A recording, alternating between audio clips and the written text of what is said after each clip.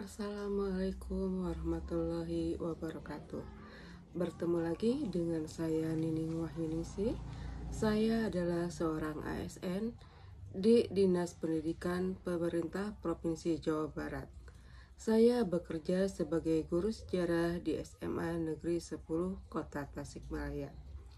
Setelah pada pertemuan sebelumnya kita membahas tentang sejarah sebagai peristiwa, sejarah sebagai kisah, sejarah sebagai ilmu, dan sejarah sebagai seni. Pada kali ini saya akan membahas tentang penelitian sejarah. Penelitian sejarah ini merupakan bagian dari salah satu ciri dari sejarah sebagai ilmu, yaitu memiliki metode.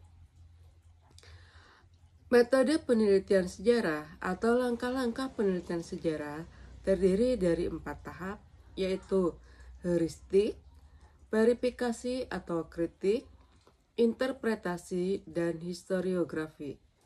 Yang pertama, heuristik. Kata heuristik berasal dari bahasa Yunani, yaitu dari kata heureschein yang berarti menemukan. Dihubungkan dengan penelitian sejarah, heuristik adalah suatu tahapan dalam proses pengumpulan sumber-sumber dari berbagai jenis data penelitian yang berkaitan dengan topik penelitian mengenai sosial budaya, adat istiadat, stratifikasi sosial, serta pergaulan keseharian yang diperoleh melalui observasi, dokumentasi, wawancara, dan sebagainya. Yang kedua, verifikasi atau kritik. Verifikasi adalah pemeriksaan tentang kebenaran laporan, pernyataan, perhitungan uang, dan sebagainya. Verifikasi digunakan untuk membuktikan, menunjukkan, mencari tahu, atau menyatakan bahwa sesuatu itu benar. Verifikasi atau kritik terhadap sumber sejarah sendiri dapat dibedakan menjadi dua, yaitu verifikasi ekstern. Ini berhubungan dengan autentisitas atau keaslian dari sumber. Autentisitas yaitu kritik yang dilakukan terhadap keakuratan dan keaslian sumber. Misalnya, materi sumber sejarah, kalau dalam dokumen biasanya dengan tulisannya dan para pelaku.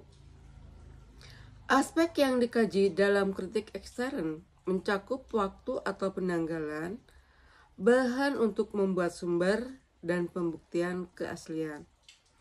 Yang kedua, kritik intern. Ini berhubungan dengan kredibilitas. Kredibilitas yaitu kritik yang dilakukan terhadap kredibilitas sumber, yang berarti bahwa peneliti perlu menguji isi atau konten sumber, baik secara kebendaan maupun tulisan. Langkah untuk melakukan kritik intern ini, misalnya dengan 1. Melihat usia informan peneliti, di mana semakin tua usia informannya, maka pada umumnya daya ingat dan kemampuan panca inderanya semakin berkurang.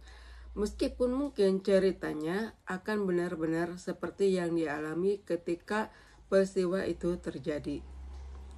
2. Menganalisis peran informan dalam peristiwa sejarah yang sedang diteliti. Dan yang ketiga yaitu kita harus mengecek ulang atau mengecek silang antara informasi dari informan yang satu dengan informan yang lainnya. Yang ketiga yaitu tahap interpretasi. Interpretasi sejarah yaitu suatu kegiatan penafsiran yang meliputi data-data sehingga menimbulkan subjektivitas.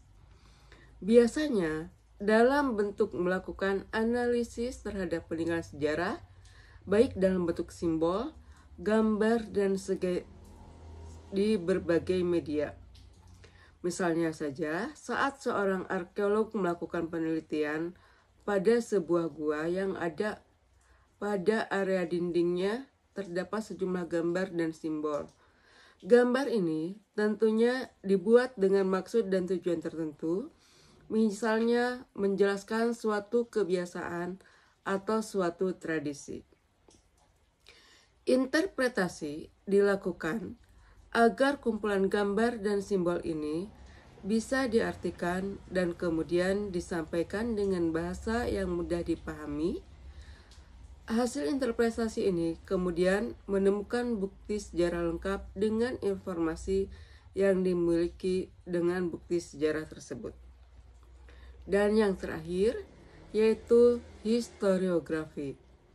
Historiografi adalah rekonstruksi berdasarkan data yang diperoleh dari sumber-sumber sejarah. Pada tahapan ini, penulis mempergunakan daya kritis dan juga imajinasinya sehingga menghasilkan suatu tulisan yang menarik dan objektif. Dan dalam proses penulisan sejarah ini diperlukan unsur-unsur seni.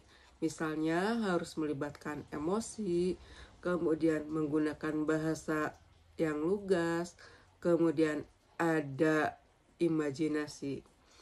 Demikian pemaparan dari saya saat ini. Terima kasih. Wassalamualaikum warahmatullahi wabarakatuh.